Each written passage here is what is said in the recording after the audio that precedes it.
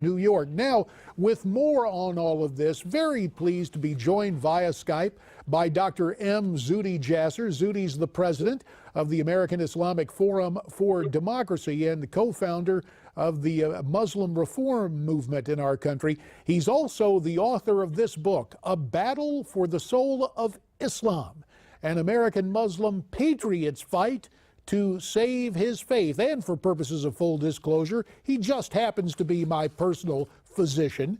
Zuhdi, it's great to have you. And I just want to start, we have talked before, you had your doubts about Donald Trump, and they may not have been resolved completely, but your take on this temporary halt involving those 7 predominantly Muslim nations there in the Middle East. Well, thanks for having me, JD. And, you know, it's just amazing to me how the left will try to exploit anything possible to make us Muslims into being some kind of collective group, into an identity movement. And that's exactly what they've done. His executive order, if anything, is just a very small step in what he promised to do. It's only 7 countries. It took the hot spots that the Obama administration had already identified. I think it should have included Saudi Arabia, Qatar, Pakistan, the primary cauldrons of jihadism, but you know, it's early and he only did a pause. I would say that Syria should be part of that pause. I'm not sure why it was sort of left indefinite, but at the end of the day, if you want to actually, I think there's nothing more pro-Muslim than to say, you know what, we're with those Muslims who are pro-freedom, pro-liberty, but against those jihadists and theocrats.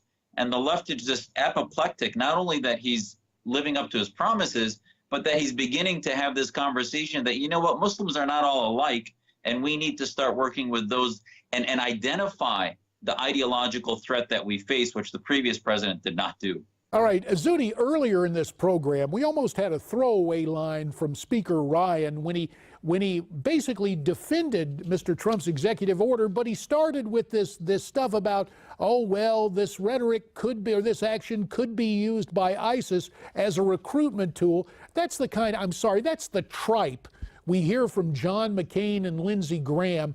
Can you walk me through this? Is there any rationale for thinking that ISIS uses our actions as, quote, tools for recruitment? JD, it's not about what the bottom line is the head theocrat of Iran sent a letter giving us lectures about freedom, saying it's gonna radicalize ISIS, when in fact he runs the largest open air prison on the planet, which is Iran, that has had 0 refugees. So these Muslim countries have no refugees coming in like Saudi Arabia. And now we're going to worry about what ISIS says because we're going to limit the influx. If anything, I would tell Speaker Ryan and Senator McCain and others, let's not worry about what ISIS thinks. How about the Muslims on our side? If they think we're just going to bring jihadists in, that's actually going to tell them we're not on the side of freedom-loving Muslims that are trying to reform bring their faith into modernity, to fight against the twin fascisms of Assadism and ISIS. So if we want to telegraph that we're on their side, they want to see the ISISes of the world get upset. So this is just nonsense, because then what Ryan is saying is that the Muslims on our side are actually the mafia leaders of the governments of Saudi Arabia and Iran that are the ones we want to please, or the Imam Baghdadis of the world that are running ISIS. Those are the ones we don't want to upset. Well, I'm sorry. When they get upset is when I know as an American and as a Muslim that we're doing the right thing. All right. The right thing for us to do now, Zuhdi, is take a call, because obviously the name of the program is America Talks Live. Dialing in at 1-877-NEWSMAX, 1-877-639-7629 from Cincinnati. Unfortunately, the latest sanctuary city, according to the new mayor out there. Jeff is on the phone. Hi, Jeff.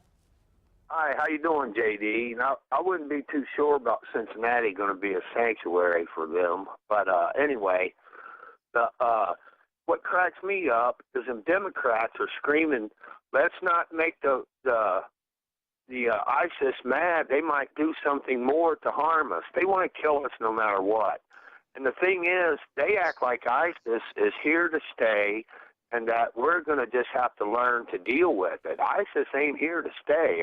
I believe Trump's going to annihilate them. All right, let's see what Zuhdi has to say. Zuhdi, do you find yourself in agreement with Jeff there in Cincinnati? About a minute remains, Zuhdi.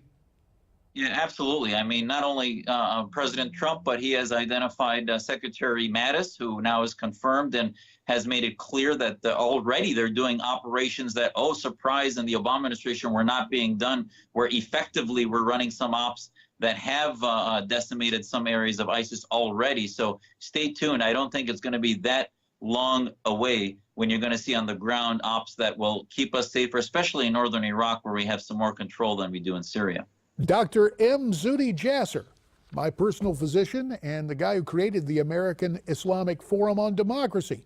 Zuhdi, today from Phoenix. Doc, we appreciate your time here on America Talks Live.